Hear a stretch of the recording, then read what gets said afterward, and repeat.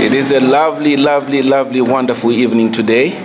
And we want to thank everybody for finding time out of your busy schedules to come over here and join us to commemorate our Spencer Award ceremony. My name is Innocent Pumure, and I am the current chair for the Kansas City ACS local section. And it is with great pleasure that today I'm going to, welcome everybody to this Spencer Award ceremony. So before I get into the finer nitty-gritties, I just want to make sure that we recognize people that have come over here. Some of you came from out of state, and some within the Missouri state. So I'm going to call upon the names of the university, and I would ask the faculty and the students to kind of stand up so that we can see you and recognize that you are present with us today. I'm going to begin with Avila University. Do we have anybody from Avila University? Wow, that's very good.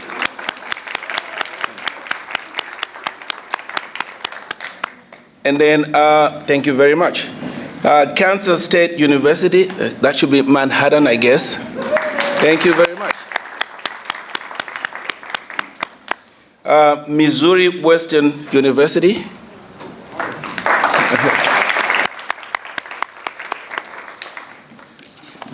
And then Park University.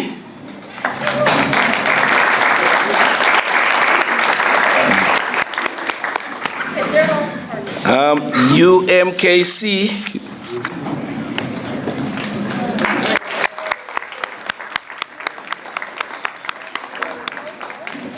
Thank you very much. I just want to, talk about the visitors that came over from out of state, and they came from the University of Nebraska, Lincoln, and then University of Nebraska, Omaha. I don't know if I said this right. Two separate campuses? Okay. Would you please stand up so that we can recognize you?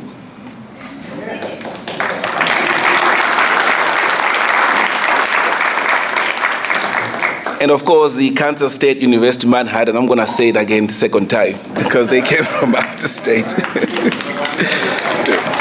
Thank you very much. And without much further ado, I'm going to call upon Dr. Dennis Medeiros, who is a nutritionist by training and is currently the Dean of the School of Graduate Studies at UMKC, and he's also the Vice Provost. He's going to give us some remarks and salutations for our speaker today. Thank you.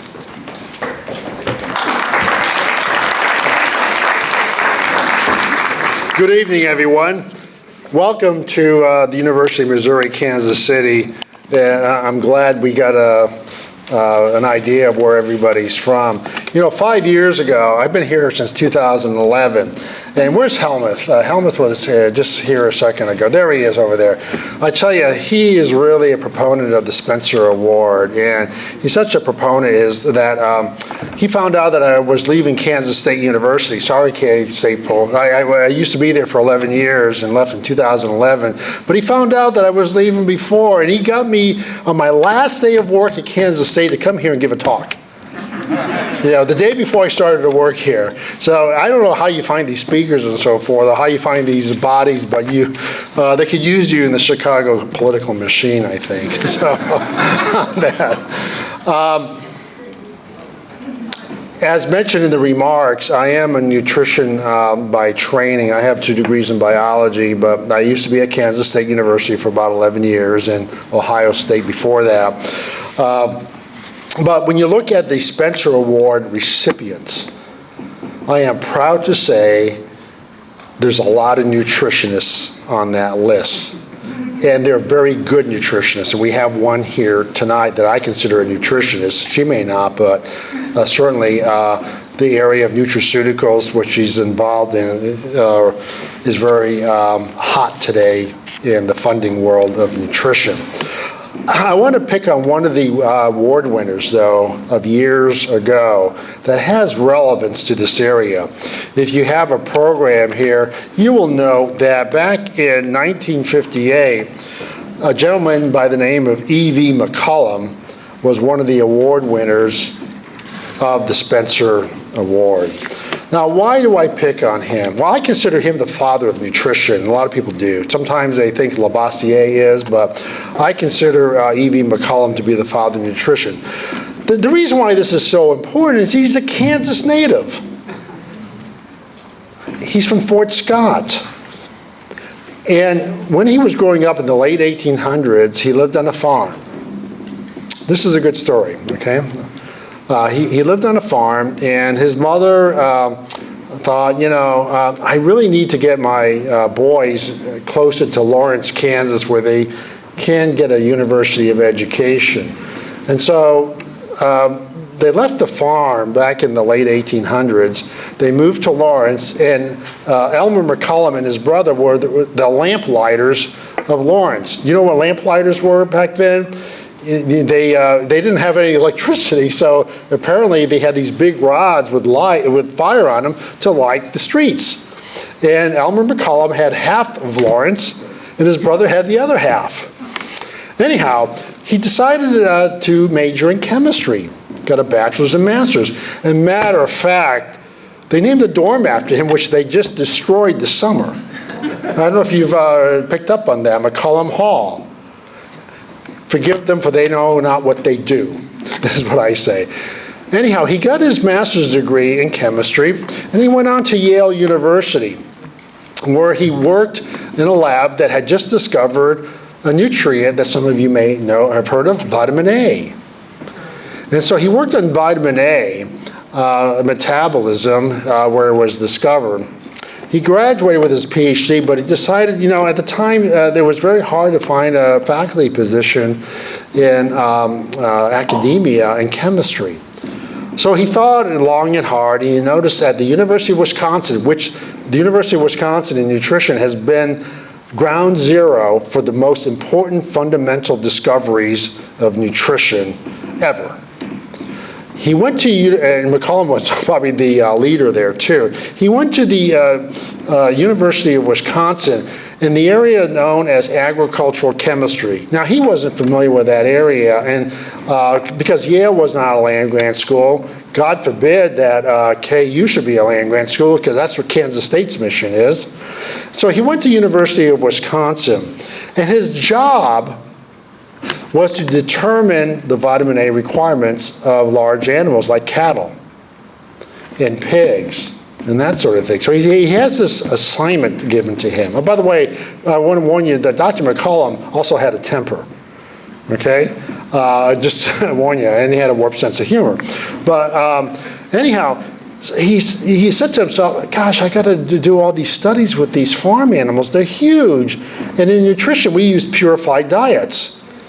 Pure casein, cornstarch, sucrose, and we manipulate the amount of vitamin A in the diet. And these are very expensive studies and so forth. And he's looking at these cattle. He says, how am I going to determine the requirements? It's going to cost me an arm and a leg.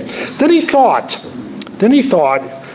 he says, back when he was on the farm, he remembered these rodents, mice and rats, running all over the place. And he said to himself, I can use rats as a surrogate.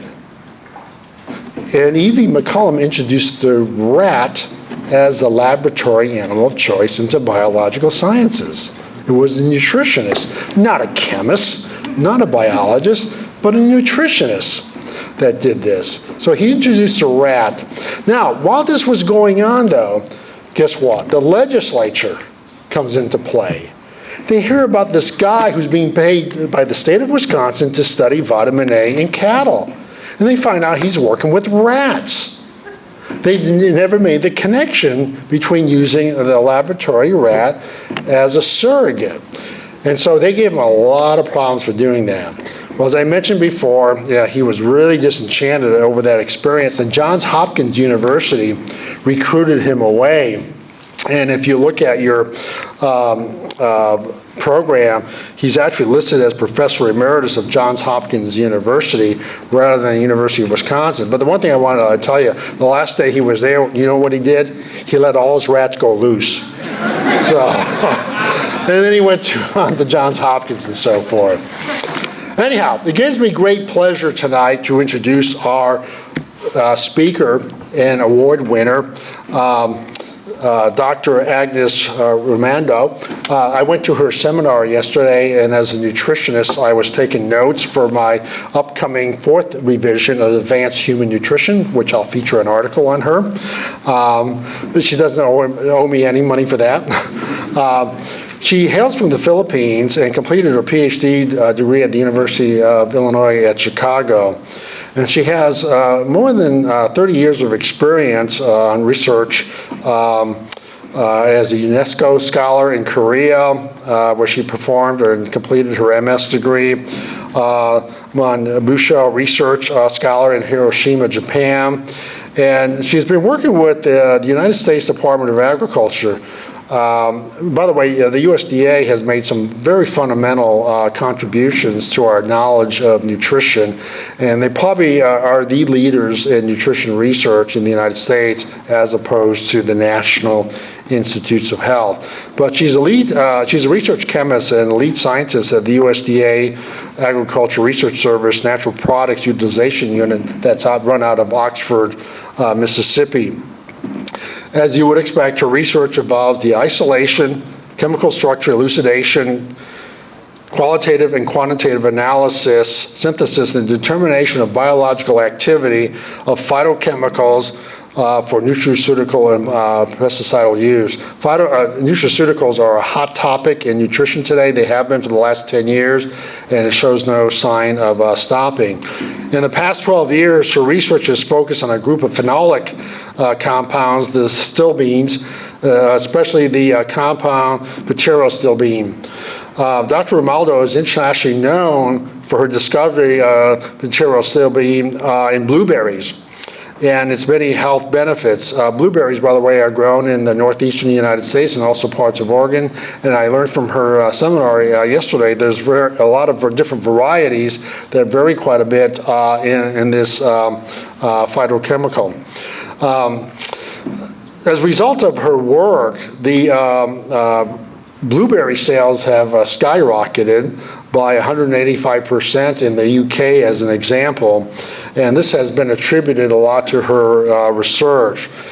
She has a number of patents that are credited to her. At least 7 are for USDA patents related to pterostilbene, and she has some licensures as well.